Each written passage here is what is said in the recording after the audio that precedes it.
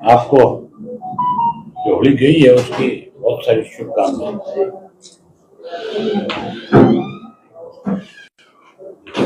23 मार्च को हम अपनी पार्टी की तरफ से शहीदी दिवस मना रहे हैं। जो नरवाड़ा की अनाज मंडी में मनाएंगे और उसमें विशेष रूप में जो फोकस होगा वो युवाओं पे होगा। ये जो शहीदी दिवस है ये हमारे देश के जो आजादी से पहले जो युवा थे, जो देश की आजादी में अपनी बड़ी भूमिका निभा रहे थे, उसमें शहीद भगत सिंह थे और सुखदेव थे और उनके साथ तीसरे और कौन थे? राजगुरु। इन तीनों ने अपनी शहादत दी थी देश की आजादी के लिए। हमारी पार्टी पहले भी शहीदी दिवस मनाती रही है। अब हमने एक फैसला किया है कि हम साल में 3 बड़े फंक्शन करेंगे। एक चौधरी देवीलाल जी के जन्म दिवस पे 25 सितंबर को, जिसे हम सम्मान दिवस के रूप में मनाते हैं। चौटाला साहब का जो पुण्यतिथि है उसको हम संघर्ष दिवस के रूप में मनाएंगे और एक शहीदी दिवस जो है इसको युवा दिवस के रूप में मनाएंगे। आज उसी सिलसिले में हमने युवाओं की एक बैठक रखी है। अलग अलग सबकी जिम्मेवारी लगाएंगे और आप सबको भी आमंत्रित करता हूं कि आप भी सबाना और देखना कि युवाओं का उत्साह किस तरह से इंडियन नेशनल लोकदल पार्टी के प्रति है। अब आज की तारीख में युवा सबसे ज्यादा परेशान है। परेशानी का एक कारण है, मैंने बहुत नजदीक से करीब से ये सारी चीजें देखी है। जब मैं पैदल यात्रा कर रहा था, जब 90 के 90 विधानसभा क्षेत्रों में गया था, तब मुझे एक के गांव में जाने का मौका मिला। शहर और कस्बों में गया और जब मैंने गांव के लोगों से बैठ के बातचीत करी, मिला, उनसे पूछा, तो सब जगह एक चर्चा थी कि हमारा जो युवा वर्ग है वो आज सारा का सारा गांव छोड़ करके, प्रदेश छोड़ करके, देश छोड़ करके विदेश की तरफ जा रहे हैं। मैंने पूछा इसका कारण क्या है? बड़ा खुल करके लोगों ने बताया कि सरकार की कोई ऐसी पॉलिसी नहीं है जिसकी वजह से युवा अपने आप को स्थापित कर सके। भरोसा नहीं रहा, जॉब नहीं है, मजबूरी में जमीनें बेचता है और विदेश की तरफ जा रहा है। हमारे वक्त में हरियाणा प्रदेश में जब चौटाला साहब की गवर्नमेंट थी तो युवा वर्ग को विशेष रूप से एक सम्मान भत्ता दिया जाता था, जैसे चौधरी देवीलाल ने पेंशन करी। उसी तरह युवाओं के लिए चौधरी ओम प्रकाश चौटाला जी ने सम्मान भत्ता योजना शुरू करी थी। उसमें उस वक्त 5100 रुपए जो ग्रेजुएट था उसको दिए जाते थे। हमने फिर से ये तय किया कि हमें जब कभी भी लोग मौका देंगे सेवा करने का इस प्रदेश में, हम फिर से युवाओं को, जब तक, पहली बात तो हर घर से एक युवा को रोजगार देंगे। कोई रोजगार से वंचित रह गया उसको मायूस नहीं होने देंगे। उसको तब तक सम्मान भत्ता 21,000 रुपया महीने का देंगे जब तक उसको रोजगार नहीं मिल जाएगा, जॉब नहीं मिल जाएगी। हम अपने युवाओं को अपने प्रदेश में एक सम्मान देंगे और उसमें एक विश्वास पैदा करेंगे कि सरकार जो है उसको आपकी फिक्र है, वो फिक्रमंद है आपके लिए। हम औरों की तरह पूरा विश्वास नहीं देंगे और उनके लिए कुछ करना चाहिए। आज अपने आप को ठगा हुआ महसूस करता है। हमने पिछले दिनों देश के 23 जिलों में युवा सम्मेलन किए थे और युवाओं का उस वक्त एक हौसला हमने नजदीक से देखा था कि युवा किस तरह से हमारे साथ जुड़ना चाहते हैं, युवा बदलाव लाने का काम करते हैं। आज की डेट में किसी भी राजनीतिक दल पे हरियाणा प्रदेश के लोगों का विश्वास नहीं है। कांग्रेस पे विश्वास करके वोट दिया था, कांग्रेस ने लोगों के साथ धोखा करने का काम किया। बीजेपी को सत्ता में लेके आए थे, बीजेपी ने भी जो आज की तारीख में हरियाणा प्रदेश में कोई छोटी मोटी जॉब जो निकलती है उसमें हरियाणा प्रदेश के युवाओं की अनदेखी है, बाहर के युवाओं की भर्ती होती है, सब पर्ची और खर्ची वाले नौकरी लगाए जाते हैं। कैसे किसान को, व्यापारी को, युवा को परेशान किया जाए, उसके लिए कैसी कैसी योजनाएं इस प्रदेश में बनती है आप सोच भी नहीं सकते। पिछले दिनों बुजुर्गों की पेंशन काटने का एक तरीका ढूंढा था इन्होंने, अलग अलग कैप लगाए थे और कैप के साथ इस तरह की कंडीशनें लगा दी थी कि हर आदमी जो है इस बात को लेकर के चिंतित था बुजुर्ग कि मुझे जो चौधरी देवीलाल ने सम्मान दिया है, जो पेंशन दी है, और उससे पहले इनके खाते में 200 रुपये बढ़ा के पेंशन दे दी है। अगर नहीं दोगे तो फिर हम सरकार के खिलाफ प्रदर्शन करेंगे, नहीं कोई बड़ा फैसला लिया जिससे सरकार को मजबूर करते हैं। समय रहते सरकार में बैठे लोगों को समझ आ गई और फिर रातों रात बुढ़ापा पेंशन रिलीज कर दी। अब नया काम किया है किसान को कमजोर करने के लिए।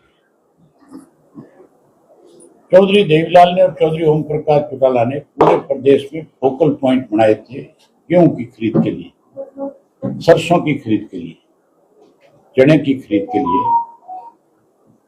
ताकि उन फोकल पॉइंट के ऊपर जाकर के किसान अपनी फसल बेच सके।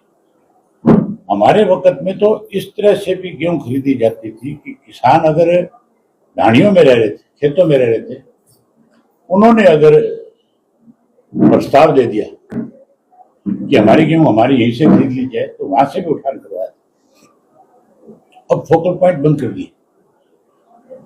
सरसा के अंदर 72 फोकल पॉइंट हैं, 50 सरसा के हैं और 22 दिवाली के हैं, सारे के सारे बंद कर दिए। जो व्यापारी उन फोकल पॉइंट के ऊपर परचेज करते थे, उन व्यापारियों को परेशान करने के लिए, उनसे पैसे ऐंठने के लिए एक तरीका निकाल लिया कि वो मंडी में जाकर के पहले अपनी दुकान बनाएगा, मंडी में अपना लाइसेंस लेगा और उसके बाद जाकर के बाहर वो कोई चीज परचेज कर सकेगा, जबकि पहले से फोकल पॉइंट के ऊपर व्यापारियों को लाइसेंस दिए हुए। ये किसान को बहुत बड़ी परेशानी हो जाएगी। आज फोकल पॉइंट पे इतना गेहूं आता है कि वहां से भी उठान नहीं हो पाता। मंडियां आपने देखिए किस तरह से, हमारे सरसा की मंडी में जब गेहूं आती है, धान आता है, तो यहाँ स्टेडियम तक की सड़कें भर जाती है, यहाँ तक कि अपनी स्कूल तक के जाकर के बोरियां लगा दी जाती है।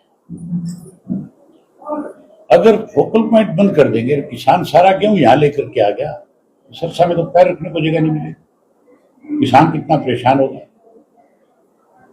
सरकार को इसके ऊपर फिर से विचार करना चाहिए और तुरंत फोकल पॉइंट खोलने चाहिए, लाइसेंस रिन्यू करने चाहिए और इसकी परमिशन दे देनी चाहिए। मैं अपने दोनों एमएलए की जिम्मेवारी लगाऊंगा कि वो विधानसभा में इस इशू को उठाए और सरकार से बातचीत करे, बाकायदा तौर पे मुख्यमंत्री से टाइम लेकर के मिले, उससे मिल करके उसको बताए कि तुम्हारा निर्णय गलत है। अगर इस तरह के निर्णय लोगे तो फिर किसान जो है मजबूर होकर के सड़क पे आकर के खड़ा हो जाएगा। आज की तारीख में सरकार जो है इस तरह के निर्णय लेकर के लोगों को परेशान कर रही है, इसलिए लोगों का विश्वास सरकार से भी उठ गया, कांग्रेस से भी उठ गया। अब तो केवल विश्वास और भरोसा किसी पे है तो जो 3 हमने पिछले दिनों में लड़ाई लड़ी, सबसे पहले पंजाब ने जो हमारा पानी रोका था, और हमने उनको भी वार्निंग करी थी कि हमारा जो 9,000 क्यूसेक पानी बनता है वो तुरंत रिलीज करो, नहीं करोगे तो हम पंजाब के किसी भी साधन को, किसी व्यक्ति को हरियाणा की सड़क का उपयोग नहीं करने देंगे, रास्ते रोक देंगे। तो मजबूर होकर के पानी छोड़ना पड़ा। बिजली के रेट बढ़ाए थे, हमने उसके खिलाफ भी प्रदर्शन किया पंचकुला में, सरकार को रोकने का काम। अब बुढ़ापा पेंशन पे भी हमने सरकार को मजबूर किया है। और ये किसान और व्यापारी वाला मामला जो है, अगर इस पे तुरंत सरकार ने अपना निर्णय नहीं बदला तो इसके लिए भी हमें चाहे सड़क पे आना पड़े तो इसकी लड़ाई भी हम सड़क पे आकर के लड़ेंगे। और किसान को इस तरह से उसकी फसल को मंडियों में फेंकने पर मजबूर नहीं होने देंगे। वोकल पॉइंट शुरू करेंगे।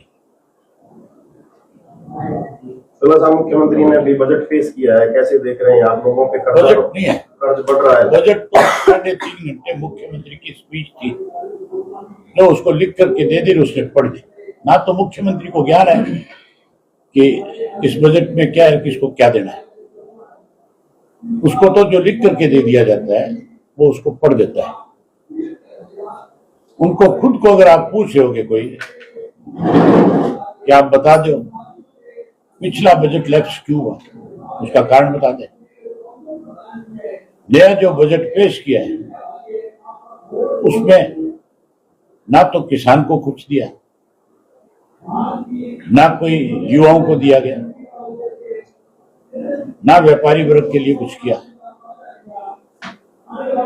केवल लिपापोती करी गई। बात 31 की करते हैं, 37 की करते हैं, 47 की करते हैं। मौजूदा जो समय में जो जरूरत है उसको क्यों नहीं पूरा कर रहे? ये कोई बजट नहीं है कि हम 31 में ये कर देंगे, 47 में विकसित भारत बना देंगे। तुम मौजूदा इस समय में क्या कर रहे हो? जो आज तुम्हारी सरकार है उसका क्या विजन है वो बताओ। विजन तो है नहीं। विजन तो एक है, कॉलोनियां काटो दीनदयाल के नाम से। कहा तो ये जाता है कि दीनदयाल के नाम से जो कॉलोनी कटती है उससे गरीब आदमी को फायदा मिले, और रेट है जो लाखों लाखों रुपए गज के हिसाब से बिकती है। अपने चलते लोगों को लाइसेंस दिए गए, उनको लाइसेंस देकर के उनको लूटने की छूट दे दी।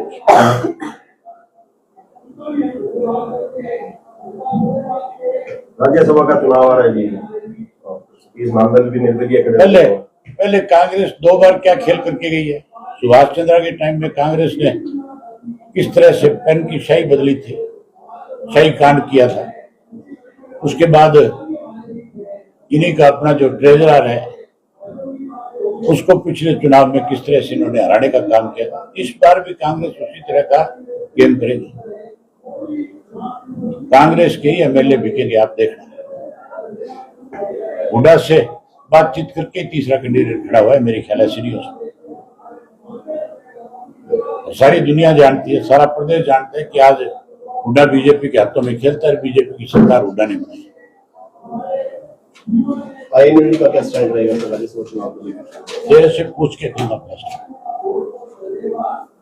हमारे साथियों से विचार विमर्श करेंगे, देखेंगे क्या करना है। अभी बहुत समय है। जिस प्रकार पेंशन कटी, किसानों के मुद्दों की आपने आवाज उठाई, इस प्रकार लोगों के राशन कार्ड भी बहुत स्तर पर कटे हैं प्रदेश में। हमने राशन कार्ड के साथ साथ अभी हमारे साथियों की ड्यूटी लगाई है जो पूरे प्रदेश में एक एक गांव में, एक एक वार्ड में जा रहे हैं, जो पीले कार्ड काटे गए, जो बनाए गए थे केवल वोट लेने के लिए। अब जिनके कटे हम उनसे मिलेंगे और उनसे फार्म भरवाएंगे कि आपका कब कार्ड बना, कब कटा। उनसे पूछेंगे खुल करके कि भी अगर आप अपने कार्ड बहाल करवाना चाहते हो तो फिर हम आपकी लड़ाई लड़ना चाहते हैं, आप हमारा साथ दो। हम सरकार को हर हालत में मजबूर करेंगे कि बनाए क्यों, काटे क्यों, कारण बता रहे। सर, एक गौरव हैं बावल सीट से, उन्होंने एक आरोप लगाया है कांग्रेस पर, और साथ में जो उसकी गौरव की पत्नी है वो जनरल सेक्रेटरी रही है कांग्रेस के अंदर, उसने आरोप लगाया है कि मुझे बावल की टिकट के लिए करोड़ों रुपए मुझसे लिए गए और 2 साल बीत जाने के बावजूद भी मुझे वापस नहीं कर रहे हैं, ना मुझे टिकट दी गई है। उसको FIR लॉन्च करानी चाहिए। जिस किसी ने पैसे लिए हैं उसके खिलाफ FIR लॉन्च कराई जा करके। सर, प्रियंका गांधी के PA का नाम लिया है और हरियाणा के कुछ कांग्रेस के बड़े नेताओं जिसका भी नाम लिया है उसके खिलाफ FIR कराओ जा करके। फिर सरकार का काम है उसके साथ न्याय करना। सब ये हरियाणा तो में नई बात है ही नहीं। वीरेंद्र सिंह ने बहुत पहले कहा था कि राज्यसभा की टिकट कांग्रेस में 100 करोड़ रुपए में बिकती है। ये तो नई बात नहीं है, कांग्रेस ही पैसा लेकर के टिकट देते रहे। सर, पंजाब में आने वाले समय में इलेक्शन होने जा रहे हैं। हालांकि NLO हमेशा जल की लड़ाई लड़ती रही है। आने वाले समय में भी क्या इलेक्शन में भी जिस तरीके से पहले पंजाब में काफी आना जाना आपका रहता है, तो अपनी बात रखी जाएगी, हरियाणा की बात रखी जाएगी चुनाव से पहले? पानी का जो मामला है ना, इसको राजनीतिक रंग देने की जरूरत नहीं है। ये सुप्रीम कोर्ट का है वह फैसला है, वो फैसला लागू होना चाहिए। ये रोज रोज की जो किस्से और कहानियां घड़ी जाती है ये खत्म होनी चाहिए। अब बीजेपी अपना स्टैंड क्लियर कर देना पहले तो। ये मुख्यमंत्री रोज वहां जाता है पंजाब के अंदर, और वहां का जो प्रधान है जाखड़, वो ये कहता है कि हम एक बूंद पानी नहीं देंगे। तो ये किस लिए धक्के खा रहा है, क्यों जा रहा है? अगर हरियाणा के हितों की रक्षा नहीं कर सकता तो फिर उसको मुख्यमंत्री के पद पर रहने का भी अधिकार नहीं है। कांग्रेस से अपना स्टैंड क्लियर करे, या तो वहां विरोध करे इस बात का। इनकी तो किसी की हिम्मत नहीं है। पानी की लड़ाई तो हमने लड़ी, पहले भी हम लेकर के आए थे, और आगे भी पानी अगर कोई इस प्रदेश को देगा तो इंडियन नेशनल लोकदल पार्टी की सरकार बनने के बाद हम केंद्र की सरकार को भी मजबूर कर देंगे, पंजाब को भी मजबूर कर देंगे पानी देने के लिए। सब हरियाणा में लगातार नशा और अपराध बढ़ता जा रहा है, ये क्या कहेंगे? मान के चलो, अपराध अगर बढ़ रहा है, नशा बढ़ रहा है, तो फिर सरकार कमजोर है ना। इंडियन नेशनल लोकदल पार्टी की सरकार बनने के बाद ना नशा बिकेगा और ना कोई बदमाश नजर आएगा। ये तो सरकार के संरक्षण से होती है सारी चीजें, बिना सरकार के संरक्षण के नहीं हो सकती। ठीक, धन्यवाद।